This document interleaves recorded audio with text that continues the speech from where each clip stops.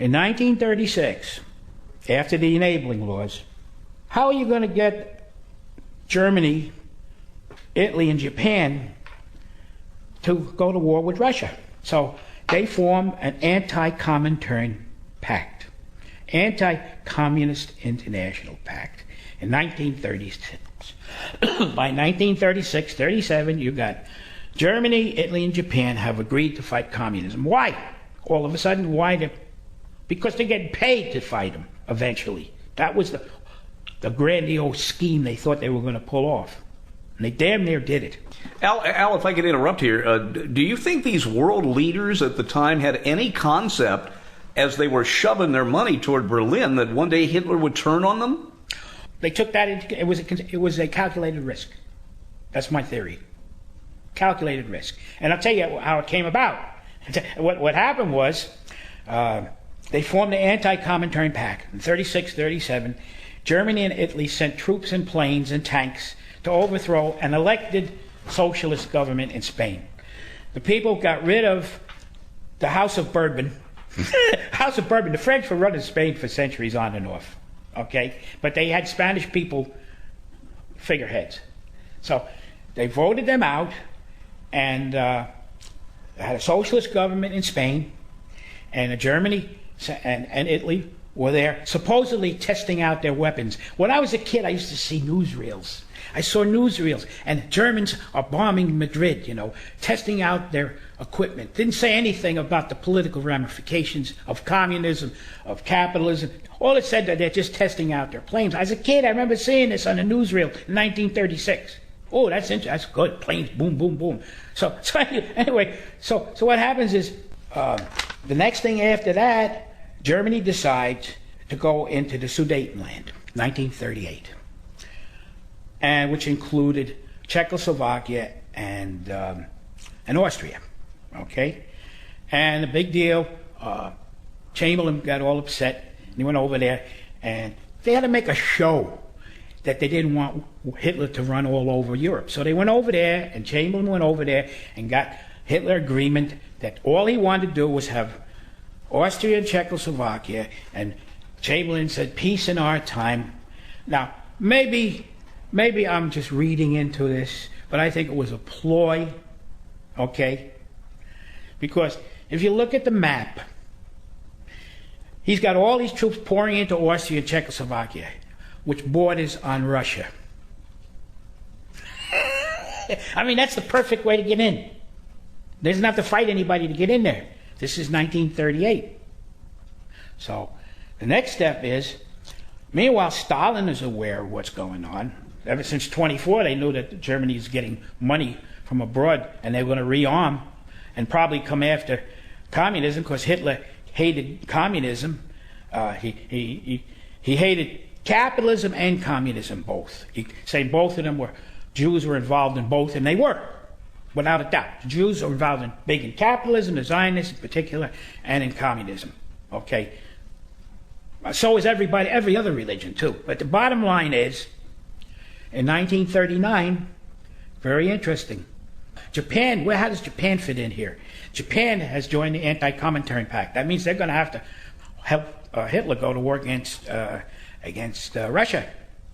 So in 1939, get this now, the Japanese have a huge army in Manchuria, and they probe. They start a battle with the Russians. It's documented. It's hard to find. But it lasted for a few months, a major battle. The Russians beat them. And that's where Marshal Zhukov, the famous hero of Russia, got his baptism of fire. And he was a big hero for defeating the Japanese. So in 1939, Japan had to say to Germany, hey, look, this is going to be tough. If we have to come over here to help you here, we're too far away from our support. We're in the middle of nowhere. And these Russian winters, and he's got millions and millions of people to throw against us. So Hitler probably says, that's no sweat. What we'll do is, you go to war with the United States, that's looming, it's going to come, okay? And you keep the United States busy, and I can handle Russia and Europe. I mean, that's what think they said. To me, it's so logical. They must have thought that. It's easy to look back in retrospect, but it helps because you can see things clearly. This is what happened. So, in 1939, Stalin gets in touch with Hitler. I think Molotov was the ambassador, blah, blah, blah. So Stalin and Hitler, therefore, signed a non-aggression pact, 1939, saying that they wouldn't go to war against each other. All right? And in fact, that gave Hitler free rein to go into Poland. Because he's not going to go into Russia, so he substitutes Russia for Poland. He goes into Poland, and at the same time, Russia invades Poland. This is not mentioned very much, but Russia invades Poland. Okay? Russia ends up with more of Poland than Germany did. Okay? Because of the agreement they made. All right? And I got this from encyclopedias, okay?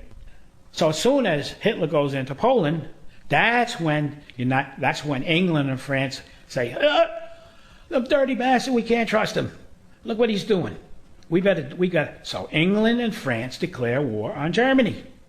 And then you had a period what they called the phony war. For about 3 or 4 months, there was very little fighting going on. Germany went into Norway and one of the other, and Denmark.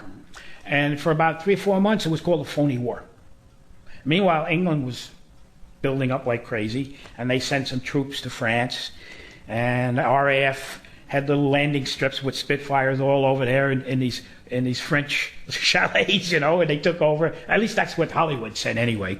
But anyway, this is what's going on. So finally, the big turning point that got the United States involved was Einstein wrote a letter to Roosevelt saying that somebody's going to make an atom bomb and the Germans are working on it. Enrico Fermi and a guy named Leo Szilard, two prominent guys, have made a breakthrough. And if this gets around, somebody's going to make a super weapon. With that knowledge, the United States had no other reason, if only that, to go to war. We had to destroy Germany before they got the atom bomb. Okay. I think we created the monster, like I told you, with that money. And Hitler double-crossed them. They were reckless. They took a chance. And they didn't in the beginning, they didn't know about an atom bomb in 1924 when they started it. They didn't know he could get such a weapon. So, finally, the war accelerates, and Germany sends, Italy's supposed to take over North Africa, and they didn't do such a good job, so they sent the Africa Corps and Rommel down there to help Italy. And they were very successful for a while.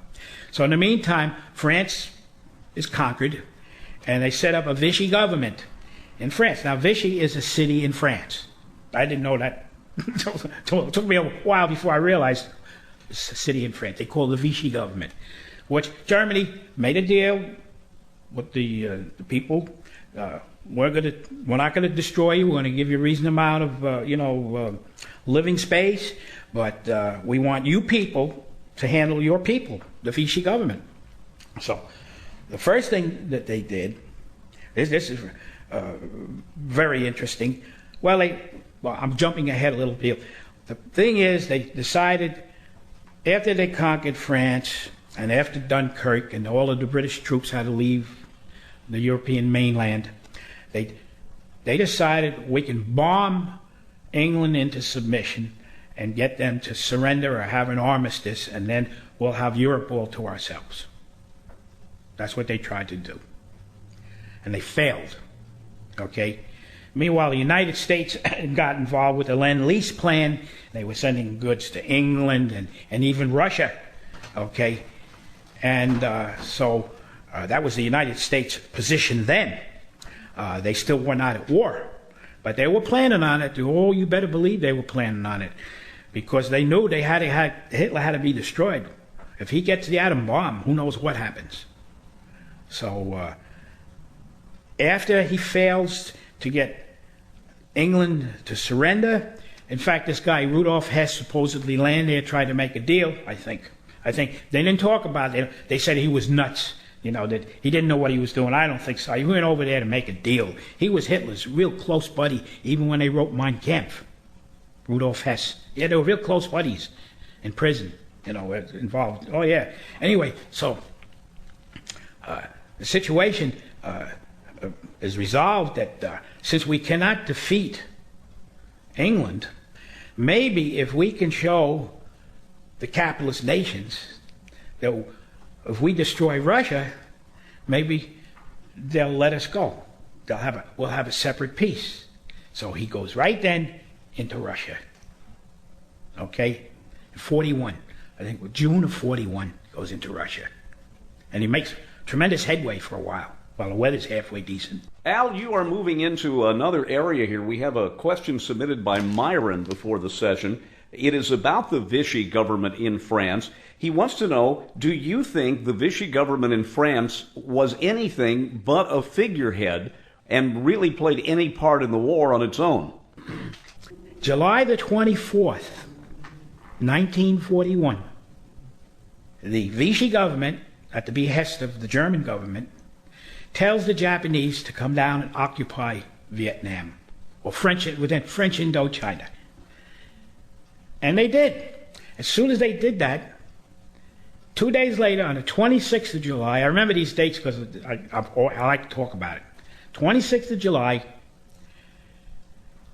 the United States and its allies froze all of the Japanese assets and put an oil embargo. And said, unless you get out of French Indochina and do not show any more, aggressive tendencies in that area, this is what you're going to do. So the Japanese says, hey, okay, we got about 3 or 4 months oil supply. Okay, we either have to go to war with the United States or forget about going to war. Okay, which is, they had that option. They could have backed out. And there wouldn't have been no Pearl Harbor. But they were kept getting urging from Hitler. And his people said, look, we want you in this war as fast as possible. Because then you can take over the Pacific and it's all yours. You'll keep the United States busy so that we'll be able to control Europe and knock off Russia. And to me, it's as clear as your wrinkles on your on your nose. But I see what I love to tell this stuff is because I love to find people to correct me and say you're wrong. Now you've asked me a few questions which are very relevant, extremely relevant, as to what did we think that we were reckless. We took a chance. We didn't know there was an atom bomb on the horizon. Okay. We figured that Hitler would be happy to knock off Russia. Oh boy, would he have been happy to get all the resources in Russia and then kill probably 9/10 of the population while he was at it. Anyway, this thing that leading up to World War II is the most incriminating thing as far as if these financiers knew what they were doing and wanted to create a war for that purpose. Because every movie you see, every book you read, every person preaches, all they preach is all these people died for freedom and liberty, and it was for money and power, out of greed and fear. Now, let's go back to World War I a little bit. This is not too much of a story. But in 1912, a senator from Louisiana named Arsène Pujol decided to investigate Wall Street. Why? Okay, did Wall Street hire him to investigate them so it would make them look good? Or was this a legitimate thing? I don't know. So he gets a man by the name of Charles Lindbergh Sr., the father of the aviator, who was a congressman from Minnesota, who put forth a resolution in 1912 to investigate Wall Street. And I have the results of that. It was hard to get, but I got most of the results of the investigation. Okay, during the investigation, they sent people to talked to all the big shots, to Rockefeller, J.P. Morgan, and they all had to testify. Anyway, they found out there was 11 major groups that ran all of the major industry in the United States, and ran the Treasury.